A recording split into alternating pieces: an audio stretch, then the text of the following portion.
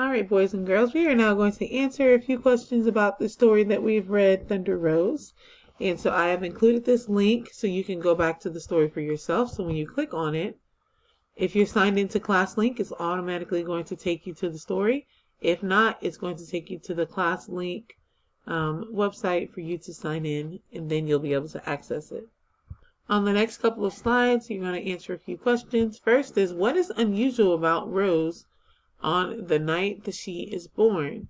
So we know that the prefix un means not. So what is not usual about Rose on the night that she is born? What events in the story show that Rose is a larger than life character?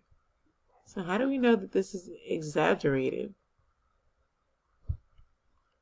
And lastly, what does Rose do to stop the 2 tornadoes, and how is she able to do this?